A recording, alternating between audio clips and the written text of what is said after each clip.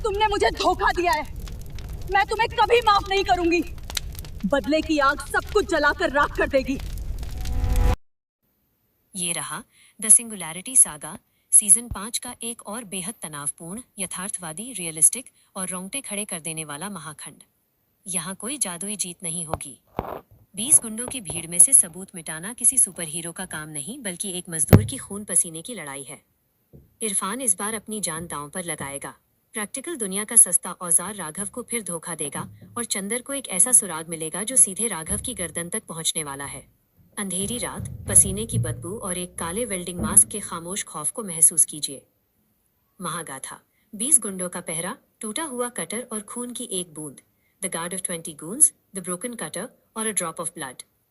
अध्याय 591, मौत का चक्रव्यूह माइनस इरफान की वफादारी। भाग 1, गटर का प्लान। स्थान, गली नंबर 4, राघव का गटर वाला गोदाम। समय, रात के 11:30 बजे। राघव ने अपना काला वेल्डिंग मास्क चेहरे पर पहन लिया था। उसे किसी भी कीमत पर बाजार के मेन इंटरनेट बॉक्स से वो 5 ओम का रेजिस्टेंस निकालना था, जिस पर उसके फिंगरप्रिंट्स थे। कल सुबह साइबर से लाने वाली थी। इरफान, राघव का रास्ता रोकते हुए, उस्ताद, तुम पागल हो गए हो। उस इंटरनेट बॉक्स के चारों तरफ चंदर के 20 गुंडे हॉकी और लोहे की रॉड लेकर खड़े हैं। चंदर ने साफ कहा है कि अगर कोई भी वहां दिखा तो उसे जिंदा जला देना। तुम वहां तक पहुंच ही नहीं पाओगे। राघव, मास्क के पीछे से भारी आवाज में, अगर मैं नहीं गया इरफान, तो कल सुबह पुलिस हमें ले जाएगी। खुशी की हालत देखो। अगर पुलिस ने इसे अस्पताल भेजा तो इसकी नीली नसों का राज पूरी दुनिया को पता चल जाएगा। मुझे जाना ही होगा। भाग 2, चाय वाले का धमाका, द प्रैक्टिकल डाइवर्जन। इरफान ने अपनी मुट्ठी भींची। वो 17 साल का लड़का अब डरने वाला नहीं था। इरफान, ठीक है उस्ताद, तुम जाओगे लेकिन अकेले नहीं। मैं उन गुंडों का ध्यान भटकाऊंगा। मैं बाजार का चाय वाला हूँ, मुझे हर गली का शॉर्टकट पता है। इरफान ने कबाड़ से एक बड़ा सा खाली टीन का पीपा, टिन कैन उठाया और उसमें दिवाली के बचे हुए कुछ पुराने सुतली बम, फायर क्रैकर्स डाल दिए। इरफान, मैं इसे इंटरनेट बॉक्स से 2 गली छोड़कर चंदर की जली हुई बुलेट के पास फोड़ूंगा। पीपे के अंदर बम फूटने की आवाज बिल्कुल गोली, गनशॉट जैसी आएगी। गुंडे उस तरफ भागेंगे, तब तुम बॉक्स खोलना। राघव को पता था कि ये बहुत रिस्की है। अगर इरफान पकड़ा गया तो चंदर उसे मार डालेगा, लेकिन कोई और चारा नहीं था। अध्याय 592, सस्ता औजार और लोहे का नकाब माइनस फिजिक्स का धोखा। भाग 1, अंधेरे का शिकार। रात के 1 बजे बाजार में सन्नाटा था। इंटरनेट बॉक्स के पास 20 गुंडे बीड़ी पी रहे थे और पहरा दे रहे थे। राघव काले कपड़ों और वेल्डिंग मास्क में एक गली के अंधेरे कोने में छिपा था। उसके हाथ में सिर्फ एक 30 रुपए वाला सस्ता वायर कटर था। तभी 2 गली छोड़कर एक भयानक धमाका हुआ। भूम भूम, आवाज बिल्कुल वैसी थी जैसे किसी ने चंदर के घर पर फायरिंग कर दी हो। गुंडों में अफरा तफरी मच गई। अरे, चंदर भाई के घर की तरफ गोली चली है। भागो। 20 के 20 गुंडे अपने डंडे लेकर उस गली की तरफ दौड़ पड़े। बॉक्स के पास कोई नहीं बचा। भाग 2:30 बजे रुपए का cutter, the practical failure. Raghav तेजी से भागकर इंटरनेट बॉक्स के पास आया। उसने बॉक्स का पैनल खोला। अंदर वो 5 ओम का रेजिस्टेंस लगा हुआ था। राघव ने जल्दी से अपना 30 रुपए वाला कटर निकाला और उस तार को काटने की कोशिश की, लेकिन यहाँ प्रैक्टिकल दुनिया ने उसे फिर हरा दिया। वो मेन डिस्ट्रीब्यूशन बॉक्स का तार था, जिसके अंदर स्टील का जाला, स्टील आर्मर लगा होता है। 30 रुपए का सस्ता कटर उस स्टील को काट ही नहीं पाया। राघव ने पूरी ताकत लगाई। स्नैप, कटर का एक हिस्सा टूटकर छिटक गया। कबाड़ का औजार टूट चुका था। राघव के पसीने छूट गए। गुंडों के लौटने की आवाजें आने लगी थीं। उन्हें पता चल गया था कि वो सिर्फ सुतली बम थे। अरे, वो पटाखे थे। कोई बॉक्स की तरफ गया है।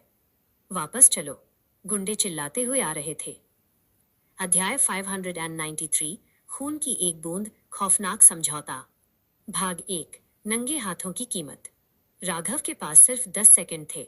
कटर टूट चुका था और फिंगरप्रिंट वाला वो पुर्जा अभी भी तारों में फंसा था। राघव ने बिना सोचे समझे अपने नंगे हाथों से उस पुर्जे को पूरी ताकत से खींच लिया। स्टील के तार के नुकीले हिस्से ने राघव की हथेली को बहुत बुरी तरह चीर दिया। एक गहरा कट लगा और राघव की हथेली से खून की धार बह निकली। राघव ने दर्द से अपने दांत भींच लिए। उसने वो पुर्जा अपनी जेब में डाला और वहां से भागने के लिए मुड़ा, लेकिन भागते वक्त उसके हाथ से खून की एक गाढ़ी बूंद उस इंटरनेट बॉक्स के सफेद पैनल पर टपक गई। भाग 2, परछाई का गायब होना। राघव वहां से बिजली की रफ्तार से एक पतली नाली के रास्ते गटर वाले गोदाम की तरफ भाग गया। गुंडे जब वापस इंटरनेट बॉक्स के पास पहुंचे तो वहां कोई नहीं था। बॉक्स खुला था, लेकिन वो मास्क वाला गायब हो चुका था। अध्याय 594। सुबह की साइबर सेल, चंदर का नया दांव। भाग 1। पुलिस की एंट्री। अगली सुबह 10 बजे चंदर, इंस्पेक्टर भाटी और साइबर सेल की टीम इंटरनेट बॉक्स के पास खड़ी थी। साइबर एक्सपर्ट ने बॉक्स चेक किया। सर, किसी ने यहाँ से कोई डिवाइस या रेजिस्टेंस निकाल लिया है। इंटरनेट अब बिल्कुल सही स्पीड दे रहा है। हैकर रात को ही सबूत मिटाकर भाग गया। हमारे हाथ कुछ नहीं लगा। चंदर का गुस्सा 7वें आसमान पर था। वो गालियां बकने लगा। तुम्हारी पुलिस किसी काम की नहीं है। वो हैकर मेरे आदमियों की नाक के नीचे से खेल गया। भाग 2। लाल सुराग, द ब्लड ड्रॉप। तभी चंदर की नजर इंटरनेट बॉक्स के नीचे वाले सफेद हिस्से पर गई। वहां एक ताजा जमे हुए खून की बूंद, ब्लड ड्रॉप थी। चंदर की आंखों में एक भयानक और खौफनाक चमक आ गई। वो जोर से ठहाका मारकर हंसा। चंदर, हा हा हा, सबूत मिटा गया? नहीं इंस्पेक्टर साहब, वो हैकर अपनी मौत का फरमान छोड़ गया है। चंदर ने अपने गुंडों की तरफ देखा। चंदर चीखते हुए, रात को जो भी वो मास्क वाला था उसका हाथ बुरी तरह कटा है। पूरे बाजार को घेर लो। हलवाई, दर्जी, कबाड़ी, एक एक आदमी के हाथ चेक करो। जिसके भी हाथ पर ताजा और गहरा कट लगा होगा वही हमारा मास्क वाला हैकर है। चंदर ने बाजार में नाकेबंदी कर दी। अब वो किसी मशीन को नहीं बल्कि उस कटे हुए हाथ को ढूंढ रहा था। अध्याय 595। 10 रुपए का बोर्ड और लहूलुहान हाथ माइनस स्लो बिजनेस का दर्द। भाग 1। छुपा हुआ जख्म। उधर गली नंबर 4 के गटर वाले गोदाम में राघव अपनी जगह पर बैठा था। उसके दाएं हाथ की हथेली पर एक गहरा घाव था जिसे उसने एक गंदे काले कपड़े रद्दी से कसकर बांध रखा था ताकि खून बाहर ना दिखे। दर्द इतना था कि उसका हाथ कांप रहा था। इरफान बाजार से एक पुराना एक्सटेंशन बोर्ड लाया था। इरफान, उस्ताद, 10 रुपए की मजदूरी है। सब्जी वाले का बोर्ड है। पर तुम्हारा हाथ? राघव, दर्द छिपाते हुए, हाथ ठीक है इरफान, 10 रुपए भी जरूरी हैं। राघव अपने बाएं लेफ्ट हाथ और दाएं हाथ की सिर्फ 2 उंगलियों का इस्तेमाल करके उस 10 रुपए के बोर्ड का पेंच कस रहा था। एक सीईओ जो कल रात 20 गुंडों को चकमा दे चुका था, वो आज 10 रुपए के लिए अपना खून पीकर मजदूरी कर रहा था। भाग 2। रामलाल की वापसी, नाइट्रोजन की दौड़। तभी रामलाल हांफता हुआ वहां आया। रामलाल रोते हुए, राघव, मेरी मशीन चल तो रही है पर हर 2 घंटे में मोटर इतनी गर्म हो रही है कि मुझे बंद करनी पड़ती है। मेरा प्रोडक्शन आधा हो गया है। राघव ने जानबूझकर मशीन के कोड में थर्मल लिमिट 40 डिग्री सेट कर दी थी ताकि रामलाल को सुकून न मिले। राघव ने अपना बंधा हुआ हाथ पीछे कर लिया ताकि रामलाल को घाव न दिखे। राघव, सेठ जी, मैंने कहा था ना मशीन 15 साल पुरानी है। उसका कूलेंट सूख गया है। उसमें नॉर्मल पानी नहीं डलेगा, उसमें इंडस्ट्रियल लिक्विड नाइट्रोजन का पैकेट डलेगा। रामलाल का मुंह खुला का खुला रह गया। अब ये कहाँ मिलेगा बाप? राघव, यहाँ बवाना के सबसे आखिरी इंडस्ट्रियल फेज में खुराना केमिकल्स नाम की एक फैक्ट्री है, वहां से मिलेगा। लेकिन संभल कर जाना, वो लोग केमिकल बिना लाइसेंस के नहीं देते, धक्के मार कर निकालते हैं। रामलाल छाती पीटते हुए, तू मुझे कभी दिल्ली कभी यूपी और अब केमिकल फैक्ट्री की लाइनों में दौड़ा रहा है। मैं सेठ हूं या तेरा नौकर? राघव, मशीन आपकी है सेठ जी, 10 रुपए मुझे इस बोर्ड के मिलने हैं। रामलाल गालियां बकता हुआ उस केमिकल फैक्ट्री की तरफ दौड़ पड़ा। अध्याय 596। चेकिंग और दरवाजे पर मौत माइनस चंदर की आहट। भाग 1। बाजार की तलाशी। शाम के 4 बज चुके थे। चंदर और उसके गुंडे बाजार में तबाही मचा रहे थे।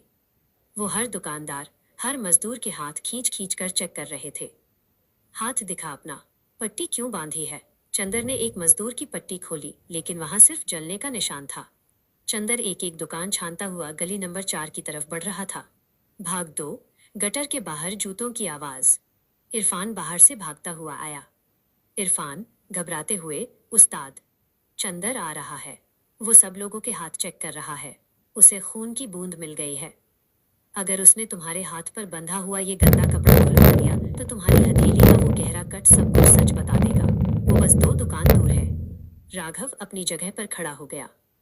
उसके पास छिपने की कोई जगह नहीं थी। पीछे खुशी बुखार से तप रही थी। बाहर कीचड़ में चंदर के भारी जूतों के चलने की आवाज आने लगी थी। छप छप छप। चंदर की आवाज बिल्कुल शटर के बाहर से आई। ओए कबाड़ी, बाहर निकल, अपना हाथ दिखा मुझे। राघव का दिल तेजी से धड़कने लगा। अगर उसने हाथ दिखाया तो वो मास्क वाला हैकर साबित हो जाएगा और चंदर उसे यहीं गटर में जिंदा गाड़ देगा, और अगर नहीं दिखाया तो चंदर शटर तोड़कर अंदर घुस जाएगा।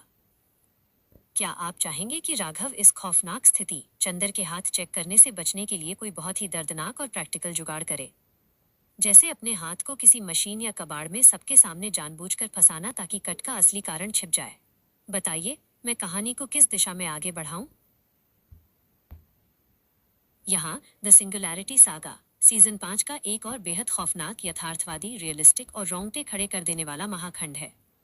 इस भाग में राघव अपनी जान और अपना राज बचाने के लिए एक ऐसा यूनिक और ग्रूसम प्रैक्टिकल जुगाड़ करेगा जिसे देखकर दुश्मन की भी रूह कांप जाएगी। सेठ रामलाल का दिमागी खेल माइंड गेम उसे एक जिंदा भूत बना देगा और गटर में 50 रुपए की मजदूरी के लिए अभी भी खून पसीना एक करना पड़ेगा। कबाड़ के पंखे की जंग, खून की महक और एक मजदूर सीईओ के खौफनाक समर्पण को महसूस कीजिए। महागाथा, लोहे का पंखा, लहूलुहान हाथ और उल्टी सिलाई machine, the iron fan, the bleeding hand और द रिवर्स सोइंग मशीन। अध्याय 597, गटर पर मौत की दस्तक माइनस एक खौफनाक और यूनिक बलिदान। भाग 1, चंदर की ललकार। स्थान गली नंबर 4, राघव का गटर वाला गोदाम। समय शाम के 4:30 बजे। शटर के बाहर चंदर के भारी जूतों की आवाज गूंज रही थी। चंदर शटर पीटते हुए, ओ ए कबाड़ी, शटर खोल और अपना हाथ दिखा। मुझे पता है, रात को तू ही उस इंटरनेट बॉक्स के पास था। अंदर राघव के दाएं हाथ की हथेली पर वो गहरा कट था जो रात को तार खींचते वक्त लगा था। अगर चंदर ने वो कट देख लिया तो वो कट उस इंटरनेट बॉक्स के खून से मैच हो जाएगा और राघव वहीं मार दिया जाएगा। इरफान डर के मारे कांप रहा था। उस्ताद, अब क्या होगा? हम पकड़े गए। राघव की आंखों में कोई डर नहीं था, बल्कि एक ऐसी खौफनाक और बर्फीली शांति थी जो किसी आम इंसान में नहीं हो सकती। राघव बहुत ही धीमी आवाज में, इरफान, शटर का ताला खोल और इसे धीरे धीरे ऊपर उठा। मैं जो करने जा रहा हूँ उसे देखकर चिल्लाना मत। भाग 2, प्रैक्टिकल दुनिया का सबसे दर्दनाक पर्दा। इरफान ने कांपते हाथों से शटर का ताला खोला। शटर धीरे धीरे ऊपर उठने लगा। बाहर चंदर और उसके गुंडे खड़े थे। उसी सेकंड राघव ने अपने सामने रखा एक पुराना, बिना जाली वाला लोहे का table fan, rusted metal table fan उठाया। उस पंखे की लोहे की पंखुड़ियां, ब्लेड्स बहुत पैनी और जंग खाई हुई थीं। राघव ने उस पंखे का प्लग बोर्ड में लगा दिया।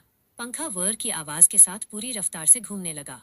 जैसे ही शटर आधा ऊपर उठा और चंदर की नजर राघव पर पड़ी, राघव ने बिना पलक झपकाए अपना वो कटा हुआ दायां हाथ जानबूझकर उस तेज घूमते हुए लोहे के पंखे के बिल्कुल बीचों बीच दे मारा। क्लैक, थ्वैक, स्प्लैट, लोहे की पंखुड़ियां राघव की हथेली और उंगलियों से टकराईं। पंखे की मोटर जाम होकर चिंगारी छोड़ने लगी और रुक गई। राघव के मुंह से एक असली और भयानक चीख निकल गई। आहा! खून के छींटे उड़कर सीधे शटर के बाहर खड़े चंदर और रंगा के जूतों पर गिरे। राघव की हथेली बुरी तरह छिल गई थी। रात वाला वो एक सिंगल कट अब पंखे से लगे दर्जनों नए और ताज़ा घावों के नीचे पूरी तरह छिप चुका था। अध्याय 598, शक की मौत, खून से सना सबूत। भाग 1, गुंडों की घबराहट। ये नज़ारा इतना अचानक और खौफनाक था कि चंदर के गुंडे भी एक कदम पीछे हट गए। इरफान रोता हुआ राघव के पास भागा। उस्ताद, ये क्या हो गया? पंखे ने हाथ काट दिया। इरफान की एक्टिंग नहीं थी, वो सच में डर गया था। राघव जमीन पर घुटनों के बल बैठा था। उसका दायां हाथ पूरी तरह लहूलुहान था और उसमें से ताज़ा खून टपक कर गटर के कीचड़ में मिल रहा था। चंदर ने अपनी नाक सिकोड़ी। उसे खून देखकर घिन आ रही थी। चंदर, ये क्या नाटक है बे? राघव दर्द से कराहते हुए, हाफते हुए, नाटक नहीं है चंदर भाई, 15 रुपए की मजदूरी का पंखा था, तार जोड़ रहा था, अचानक चालू हो गया, मेरा हाथ कट गया। आप यहाँ कैसे? भाग 2, क्लीन चिट, दी एलिबाई। रंगा ने आगे बढ़कर राघव का हाथ देखा। हथेली का मांस पंखे की लोहे की ब्लेड से बुरी तरह फट गया था। रंगा चंदर के कान में, भाई इसका हाथ तो अभी अभी हमारे सामने पंखे से कटा है और इतना गहरा कटा है कि इसका रात वाला खून नहीं हो सकता। ये साला तो 15 रुपए का पंखा ठीक कर रहा था, ये हैकर नहीं हो सकता। चंदर ने भी गौर से देखा। राघव की शक्ल एक लाचार, रोते हुए मजदूर जैसी लग रही थी। एक हैकर 15 रुपए के पंखे में अपना हाथ नहीं फंसाता। चंदर थूकते हुए, साला पनौती, इसके खून से मेरे जूते खराब हो गए। चलो यहाँ से, बाजार में किसी और को ढूंढो। चंदर और उसके गुंडे वहां से चले गए। राघव का वो यूनिक और दर्दनाक प्रैक्टिकल जुगाड़ काम कर गया था। उसने अपना राज बचाने के लिए अपने ही हाथ की बलि दे दी थी। एक सीईओ का ये समर्पण खौफनाक था। अध्याय 599, 50 रुपए की ठगी और एक हाथ का मजदूर माइनस लो बिजनेस।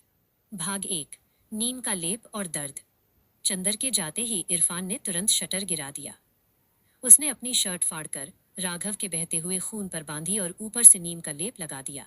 इरफान रोते हुए, उस्ताद, तुमने अपना हाथ कटवा लिया, अब तुम काम कैसे करोगे? राघव दर्द से कांप रहा था, लेकिन उसकी आंखों की चमक कम नहीं हुई थी। राघव, बाएं लेफ्ट हाथ से इरफान, जब तक मेरी सांस चल रही है हमारा बिजनेस नहीं रुकेगा। भाग 2, हलवाई की बेइज्जती। अगले दिन सुबह राघव का दायां हाथ पट्टियों में बंधा था। वो सिर्फ अपने बाएं हाथ से एक पुरानी मिक्सी की तार जोड़ रहा था। काम बहुत स्लो हो रहा था। जो काम 10 मिनट का था उसमें 1 घंटा लग रहा था। इरफान वो मिक्सी लेकर बाजार के एक हलवाई के पास गया। इरफान, लो सेठ, मिक्सी चालू हो गई, 50 रुपए दे दो। हलवाई ने मिक्सी चलाई, वो चल पड़ी। लेकिन बाजार में कोई गरीब को सीधे पैसे कहाँ देता है? हलवाई, अरे ये तो बहुत आवाज कर रही है, तेरे उस लंगड़े कबाड़ी ने इसके अंदर के पुर्जे चुरा लिए होंगे। 50 नहीं, सिर्फ 20 रुपए दूंगा, लेना है तो ले, वरना मिक्सी भी रख लूंगा और पैसे भी नहीं दूंगा। इरफान ने बहस की, लेकिन बाजार का बॉयकॉट और चंदर का डर ऐसा था कि कोई इरफान का साथ नहीं देता। इरफान को मजबूरी में 20 रुपए लेकर ही लौटना पड़ा। राघव की वो उंगलियां जो करोड़ों के चेक साइन करती थीं, आज कटने के बाद भी सिर्फ 20 रुपए कमा पाई थी। अध्याय 600, लिक्विड नाइट्रोजन और भूत बना सेठ माइनस रामलाल की बर्बादी। भाग 1, केमिकल फैक्ट्री के धक्के। दोपहर के 2 बजे गटर के बाहर एक आदमी लड़खड़ाता हुआ आया। वो सेठ रामलाल था। रामलाल की हालत आज किसी पागल जैसी थी। उसके बाल बिखरे थे, शर्ट फटी हुई थी और हाथ में एक छोटा सा कैनिस्टर था। वो बवाना के आखिरी फेज की केमिकल फैक्ट्री से लिक्विड नाइट्रोजन लेकर आ रहा था। रामलाल रोते हुए जमीन पर गिर पड़ा। राघव, मैं बर्बाद हो गया। केमिकल फैक्ट्री के गार्डों ने मुझे 4 घंटे लाइन में धूप में खड़ा रखा। मुझे धक्के मारकर भगा रहे थे। मैंने पैर पकड़कर ये केमिकल लिया है। अब मेरी मशीन चालू कर दे बाप, मैं तेरा गुलाम हूँ। भाग 2, नया loop, the ghost protocol. Raghav ने अपने बंधे हुए हाथ को पीछे रखा और बाएं हाथ से वो कैनिस्टर लिया। वो रामलाल की दुकान पर गया। राघव ने कोई केमिकल नहीं डाला, क्योंकि मशीन में कोई खराबी थी ही नहीं।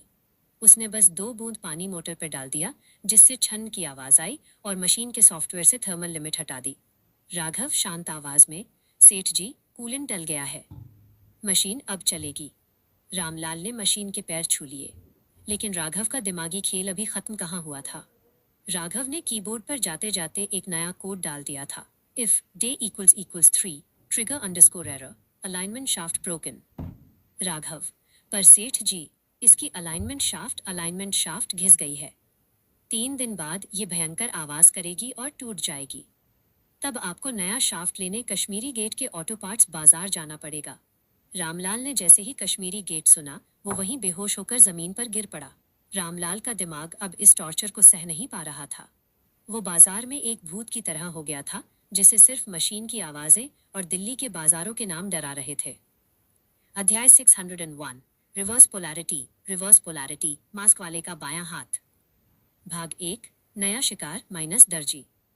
रात के 11 बजे राघव का दायां हाथ काम नहीं कर रहा था, लेकिन उसे उस दर्जी टेलर को सबक सिखाना था जिसने इरफान को थप्पड़ मारा था और 300 रुपए का जुर्माना लिया था। राघव ने अपने बाएं लेफ्ट हाथ से पेचकस पकड़ने की प्रैक्टिस की। 2 घंटे तक वो अंधेरे में पेच खोलने और कसने का अभ्यास करता रहा। जब बायां हाथ सेट हो गया तो उसने अपना वो गंदा काला वेल्डिंग मास्क पहन लिया। भाग 2, फिजिक्स का खामोश जादू, उल्टी मशीनें।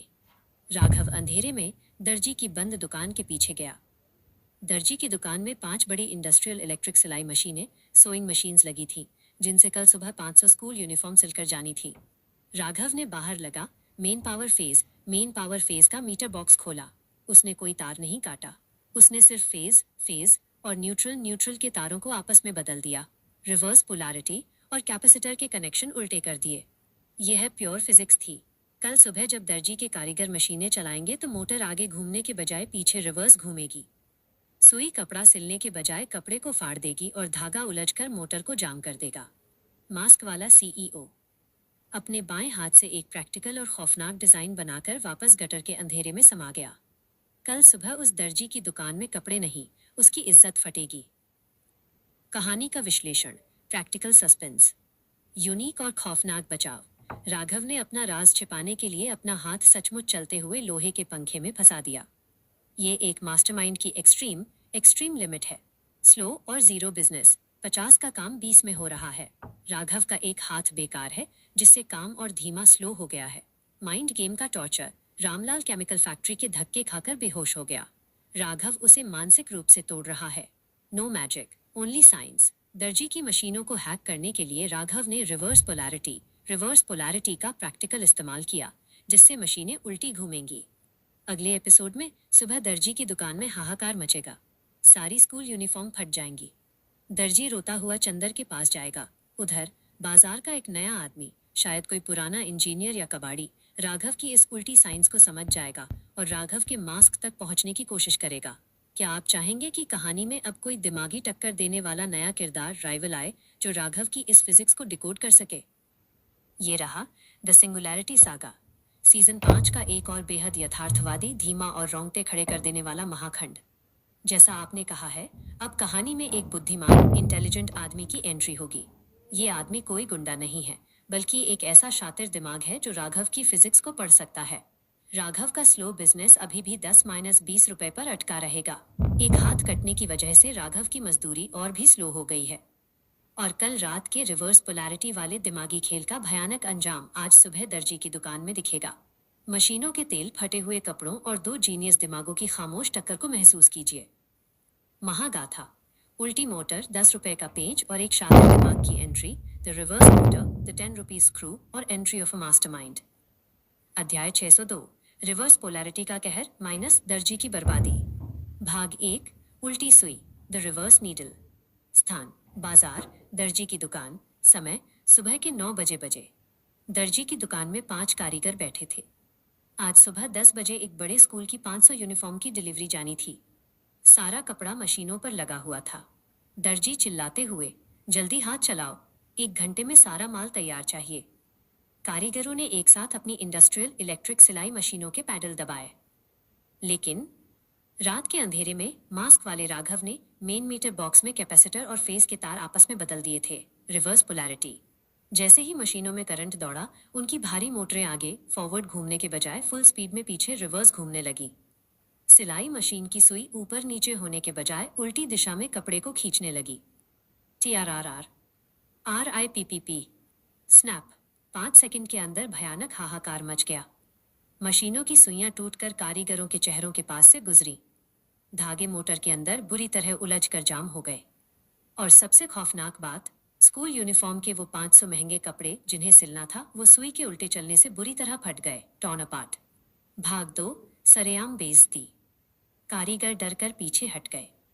उस्ताद, ये मशीनें उल्टी कैसे चल रही हैं? सारा माल फाड़ दिया इन्होंने। दर्जी ने अपना सिर पकड़ लिया। 500 यूनिफॉर्म का कपड़ा बर्बाद हो चुका था। 50,000 रुपए का सीधा नुकसान। दर्जी रोते और छाती पीटते हुए, मैं लुट गया। ये बाजार शापित कर्स्ड है। कल चंदर की बुलेट जली, परसों रामलाल का डीजे फूंका, आज मेरी मशीनें पागल हो गई।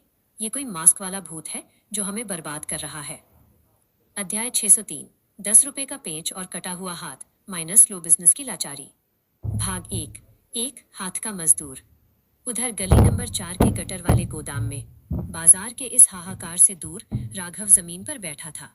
उसका दायां राइट हाथ, जिसे उसने कल लोहे के पंखे में देकर लहूलुहान कर लिया था, गंदी पट्टियों में बंधा था। उसमें भयंकर दर्द था। इरफान बाजार से एक पुराना जंग खाया हुआ टेबल फैन लाया था। इरफान, उस्ताद, 10 रुपए की मजदूरी है। कबाड़ी वाले का पंखा है। 10 रुपए। 1 करोड़ों की कंपनी का CEO, जिसने रात को 50,000 का नुकसान कर दिया था, वो सुबह 10 रुपए कमाने के लिए संघर्ष कर रहा था। राघव ने अपने बाएं लेफ्ट हाथ से पेचकस पकड़ा। एक हाथ से पेच खोलना बहुत मुश्किल और थकाऊ काम था। पेच बार बार फिसल रहा था। भाग 2, भूख और धैर्य। राघव पसीना पोंछते हुए, इरफान, काम बहुत स्लो हो गया है। मेरा सीधा हाथ 10 दिन तक काम नहीं करेगा।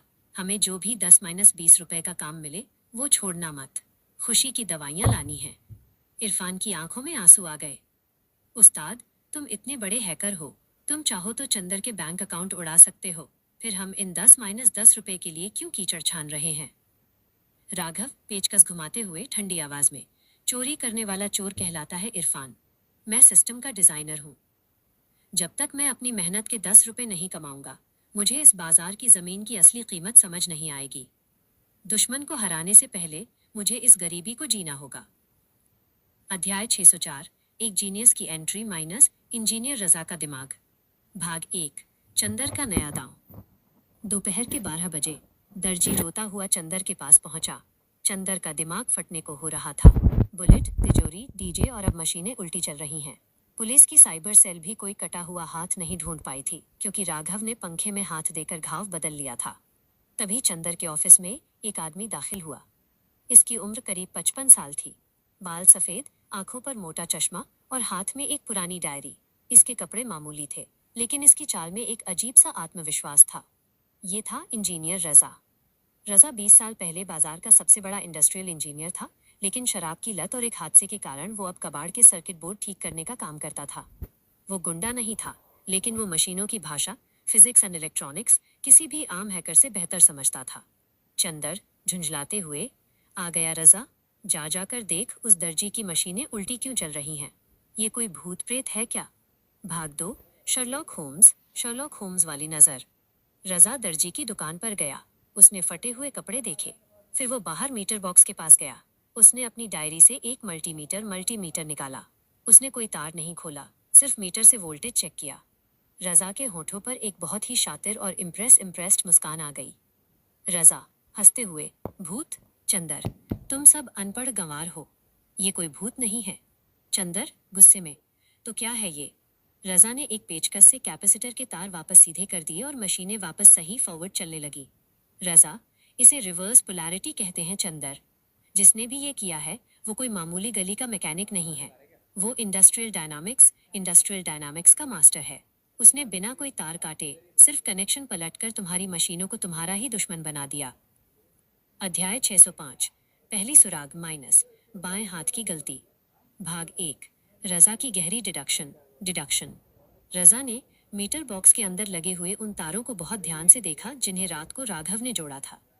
रजा ने अपनी उंगली से उस तार के काले इलेक्ट्रिकल टेप को छुआ। रजा की आंखें सिकुड़ गईं। रजा चंदर की तरफ देखकर गंभीर आवाज में, चंदर, ये जो भी मास्क वाला हैकर है उसका दिमाग किसी चीता की तरह तेज है। लेकिन चंदर, लेकिन क्या? रजा, लेकिन कल रात वो लाचार था। देखो इस टेप को। टेप लपेटने का जो एंगल है वो बहुत बेतरतीब मैसी है। एक मास्टर इंजीनियर कभी इतना गंदा टेप नहीं लगाता। चंदर, तो इससे क्या साबित होता है? रजा मुस्कुराते हुए, इससे ये साबित होता है चंदर कि कल रात इस हैकर ने अपने सीधे राइट हाथ का इस्तेमाल नहीं किया था। उसने ये सारे कनेक्शन अपने बाएं लेफ्ट हाथ से किए हैं। या तो वो लेफ्ट हैंडेड है, या फिर कल रात उसका सीधा हाथ बुरी तरह जख्मी इंजर्ड था, जिसकी वजह से वो ठीक से काम नहीं कर पा रहा था। चंदर के पैरों तले जमीन खिसक गई। जख्मी हाथ? कल सुबह हमने पूरे बाजार के हाथ चेक किए थे। भाग 2, शक की सुई गटर की तरफ। रजा ने अपनी डायरी बंद की। रजा, कल बाजार में किसी का हाथ जख्मी मिला था क्या? रंगा गुंडा अचानक बोला, भाई, कल उस गली नंबर 4 वाले कबाड़ी राघव का हाथ हमारे सामने ही लोहे के पंखे में कट गया था, पर वो तो 15 रुपए का पंखा ठीक कर रहा था। रजा की आंखों में एक खतरनाक चमक आ गई। एक इंटेलिजेंट दिमाग ने दूसरे इंटेलिजेंट दिमाग को सूंघ लिया था। रजा, 15 रुपए का पंखा, और वो भी तुम्हारे सामने अचानक चालू हो गया? चंदर, तुम लोग बेवकूफों की तरह भाग रहे हो। कोई इंसान जानबूझकर अपना हाथ पंखे में तब देता है जब उसे कोई बहुत बड़ा राज सीक्रेट छिपाना हो। वो कबाड़ी कोई आम आदमी नहीं है। अध्याय 606, गटर का टेस्ट माइनस दिमागी टक्कर की शुरुआत। भाग 1, रजा की एंट्री। दोपहर के 3 बजे राघव गटर के बाहर बैठा अपने बाएं हाथ से 10 रुपए की मजदूरी वाला वो पुराना पंखा कस रहा था। इरफान उसके पास बैठा था। तभी उनके सामने आकर एक जोड़ी पुराने जूते रुके। राघव ने सिर उठाया। सामने इंजीनियर रजा खड़ा था। उसकी आंखों में कोई गुस्सा नहीं था, बल्कि एक कैलकुलेटिंग सी ठंडी नजर थी, जैसे कोई खिलाड़ी अपने शतरंज के विरोधी को देख रहा हो। रजा मुस्कुराते हुए, सुना है कल हाथ कट गया उस्ताद? बड़ा बुरा हुआ। राघव बिना कोई एक्सप्रेशन बदले, मजदूरी में एक्सीडेंट होते रहते हैं सेठ जी, कोई काम है तो बताइए, वरना मैं अपना पेंच कस लूं। भाग 2, प्रैक्टिकल फंदा, द ट्रैप। रजा ने अपनी जेब से एक बहुत ही कॉम्प्लेक्स और जला हुआ माइक्रो कंट्रोलर चिप निकाला। ये किसी आम टीवी या पंखे का नहीं, बल्कि एक इंडस्ट्रियल सीएनसी मशीन का ब्रेन था। रजा ने वो चिप राघव के सामने कीचड़ में फेंक दी। रजा, ये चिप जल गई है। अगर तुम सच में एक मामूली कबाड़ी हो जो 10 रुपए के पंखे ठीक करता है, तो तुम्हें इस चिप का ए भी नहीं पता होगा। रजा थोड़ा झुका और राघव की आंखों में सीधा देखते हुए बोला, लेकिन अगर तुम वही मास्क वाले हैकर हो जिसने रिवर्स पोलैरिटी का वो मास्टरमाइंड खेल खेला है, तो तुम्हारा दिमाग इस चिप को देखकर फड़क रहा होगा। इसे ठीक करके दिखाओ कबाड़ी, मैं तुम्हें 5,000 रुपए दूंगा। इरफान के पसीने छूट गए। रजा ने राघव की बुद्धिमत्ता, इंटेलिजेंस को टेस्ट करने के लिए एक सीधा फंदा फेंक दिया था।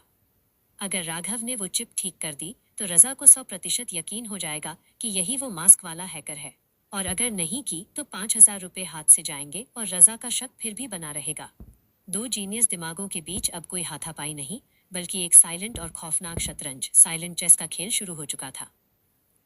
कहानी का विश्लेषण, प्रैक्टिकल सस्पेंस।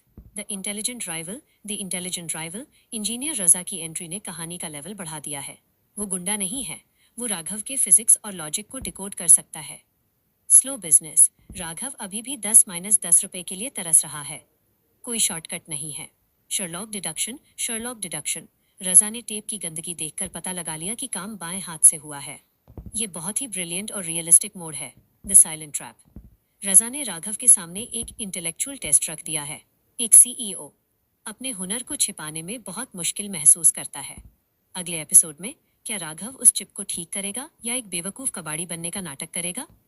रजा का ये दिमागी खेल राघव को कितनी बुरी तरह फंसाएगा, और उधर खुशी का नीला इन्फेक्शन अब एक ऐसा रूप लेगा जो रजा की नजर में भी आ जाएगा। बताइए, क्या ये दो बुद्धिमान आदमियों की खामोश टक्कर आपको मजेदार लग रही है?